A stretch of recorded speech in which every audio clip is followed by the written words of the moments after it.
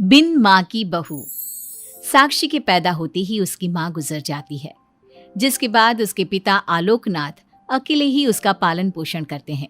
16 साल की उम्र से ही साक्षी ने घर चलाने के लिए नौकरी शुरू कर दी थी। बेटी से बढ़कर एक बेटे की तरह वो अपने पिता को कंधे से कंधा मिलाकर काम में हाथ बटाती रहती है। साक्षी, मेरे होते हुए तुझे नौकरी करने की कोई जरूरत नहीं है। तेरे हर शौक पूरे करने के लिए मैं अभी जिंदा हूँ। और आपकी शौक का क्या पापा?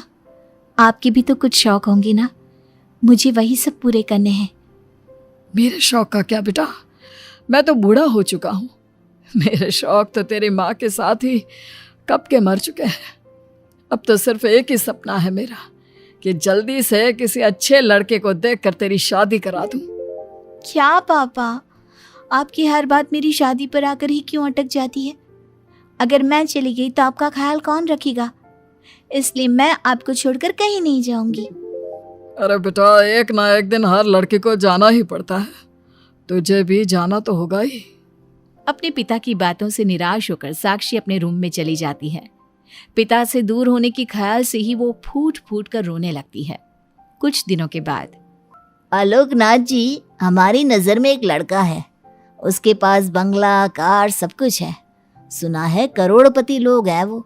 आप कहे तो आपकी बेटी के लिए बात करूं?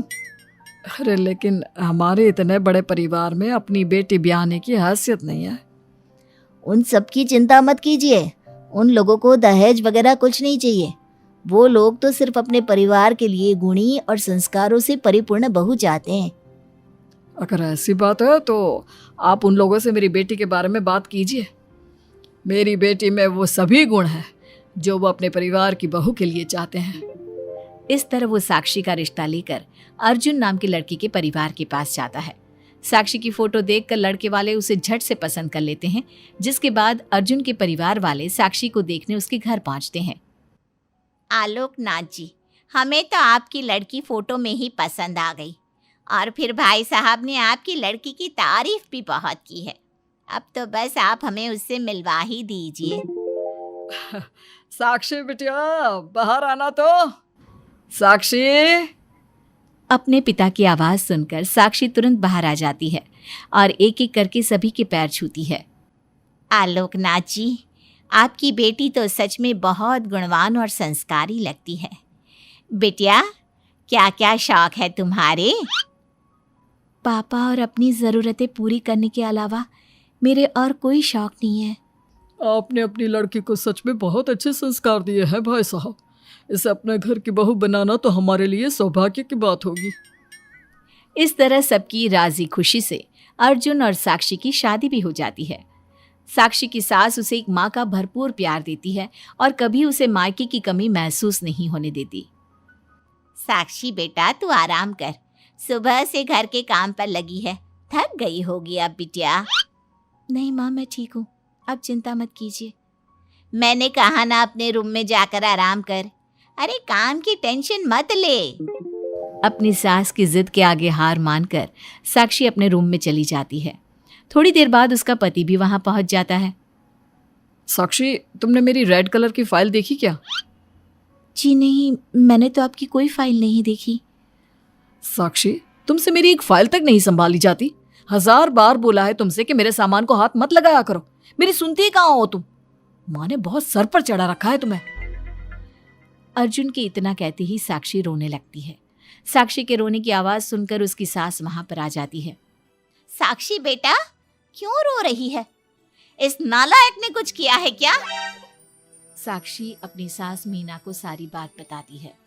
क्यों? गधे, अपनी फाइल का खुद तो ध्यान रखता नहीं और बहू को ताने देता है। माँ, अब तो रहने ही दो। आपको हर समय अपनी बहू ही सही लगती है। सही लगती नहीं, सही है मेरी बहू। माँ समझाइए ना इन्हें, ये हर समय मुझ पर गुस्सा करते रहते हैं।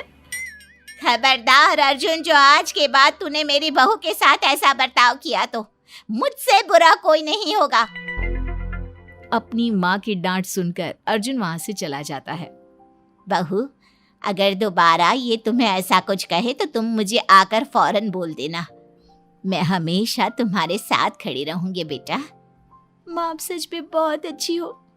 मुझे बचपन से लेकर आज तक कभी एक माँ का प्यार नहीं मिला, लेकिन जब से आप मुझे मिली हैं तब से मुझे माँ की कमी कभी महसूस नहीं हुई।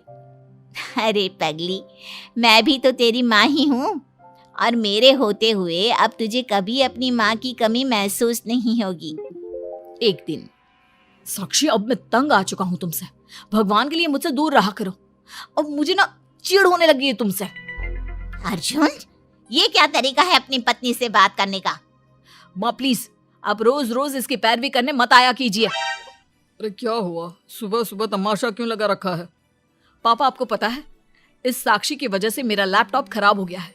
ऑफिस का पूरा डाटा इसी में था, और देखिए ना, इसने उसमें चाय गिरा दी। अब मैं अपने बॉस को क्या जवाब दूंगा? माँ मेरा यकीन कीजिए, मैंने जानबूझकर चाय नहीं गिराई। मैं तो इन्हें दे रही थी चाय, लेकिन इन्होंने ही ठीक से नहीं पकड़ी। अच्छा, तब इसमें भी मेरी ही गलती है। वाह साक्षी वाह। अर्जुन, तू बहू पर इतना क्यों भड़क रहा है? अब जो हो गया सो हो गया। सुन लेना ऑफिस में थोड़ी सी डांट। अब अपनी बीवी के लिए इतना तो कर ही सकता है ना तू। मैं आपके लिए दूसरा लैपटॉप ले आऊंगी, आप परेशान मत होइए। कोई जरूरत नहीं है उसकी, मैं खुद ले लूंगा। मेहरबानी करके अब मेरे सामान से दूर रहना। इतना कहकर अर्जुन वहां से चला जाता है, जिसके बाद साक्षी फूट फूट कर रोने लगती है। चुप हो जा बेटा, उसकी बातों का बुरा मत माना कर। अरे वो तो पागल है। मीना के इतना कहते ही साक्षी उसे कसकर गले लगा लेती है। माँ, आप नहीं होती तो मेरा क्या होता? मैं बहुत भाग्यशाली हूँ जो भगवान ने मुझे सास के रूप में मेरी माँ लौटा दी है। बेटा, जीवन में ये सब चलता ही रहता है, ऐसी बातों को दिल पर नहीं लगाना चाहिए। चल अब अपने आंसू पोंछ और मेरे साथ काम में हाथ बटा। इतना बोलते ही मीना रसोई की तरफ चल देती है। साक्षी भी अपनी सास के पीछे चल देती है और सभी बातों को भूलते हुए खुशी खुशी काम पर लग जाती है। मन ही मन साक्षी अपनी सास को हर जन्म में अपनी माँ के रूप में मांगने के लिए भगवान से प्रार्थना करती रहती है। ऐसे ही दिन बीतते रहते हैं। मीना हर समय ढाल बनकर अपनी बहू के लिए खड़ी रहती। तभी एक दिन पड़ोसी, मीना, तूने अपने बेटे के लिए यह कैसी बहू चुनी है जिसकी माँ उसके पैदा होते ही गुजर गई? अरे ये तो कुलक्षणी है। ऐसों के घर का तो पानी भी नहीं पीना चाहिए, और तूने उस घर से लड़की चुन ली। ये सब फालतू बातें हैं, ऐसा कुछ नहीं होता। मीना, तूने उस बिन माँ की बहू को बहुत सर पर चढ़ा कर रखा है। अभी भी वक्त है, संभाल ले उसे। कहीं ऐसा ना हो कि तेरे हाथों से फिसल जाए तेरी बहू। ये तुम लोग क्या बोल रही हो? मेरी बहू बाकी बहू जैसी नहीं है, वो तो कोहिनूर से भी कीमती है मेरे लिए। हमारा काम था तुझे समझाना। बहू को कभी भी बेटे से बढ़कर प्यार नहीं देना चाहिए, वरना उन्हें बिगड़ते देर नहीं लगती। और यहाँ तो तेरी बहू बिन माँ के पली बड़ी है। न जाने उसके बाप ने कैसे संस्कार दिए होंगे उसे। चुप करो तुम लोग, मैं अच्छे से समझती हूँ तुम लोग मुझे मेरी बहू के खिलाफ भड़काना चाहते हो। देख मीना, हम तेरी सहेलियां हैं, तुझे भड़काकर हमें कुछ नहीं मिलने वाला, लेकिन बहू को इतना सर पर चढ़ाना ठीक नहीं। हमारा काम तो सिर्फ तुझे आगाह करने का था, बाकी मानना न मानना तेरी मर्जी। चल मीना, अब हम लोग चलते हैं, तू अपना ध्यान रखियो।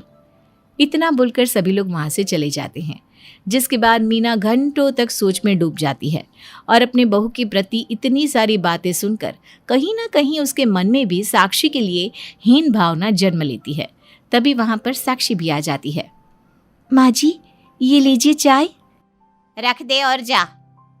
क्या हुआ माँ जी, आप कुछ उखड़ी उखड़ी सी लग रही हैं। कहाँ ना जाए यहाँ से, एक बार में तुझे सुनाई नहीं देता क्या? अपनी सास का बदला सा व्यवहार देख साक्षी तुरंत वहां से चली जाती है। अगले दिन, बहू, बहू, कहाँ चली गई? साक्षी! जी माँ जी। ये क्या, घर इतना गंदा कैसे हो रखा है? कभी हाथ पैर भी मार लिया कर इधर उधर, वैसे तो सारा दिन घर में नाचती रहती है। मैं अभी पूरा घर अच्छे से साफ कर देती हूँ माँ जी। एक हाथ में झाड़ू और दूसरे हाथ में बाल्टी लिए साक्षी चुपचाप घर के कामों में लग जाती है। शाम में, साक्षी, ऑफिस में मेरी कल बहुत जरूरी मीटिंग है, मेरे कुछ कपड़े प्रेस कर दो, मुझे कल जल्दी निकलना है। जी अभी कर देती हूँ। साक्षी अर्जुन के कपड़े प्रेस कर ही रही होती है, तभी उसके ससुर उसे आवाज लगा देते हैं, जिस पर वो भागते हुए उनके पास जाती है। और थोड़ी देर बाद जब रूम में आती है तो वो देखती है कि अर्जुन के कपड़े बुरी तरह से जल चुके थे।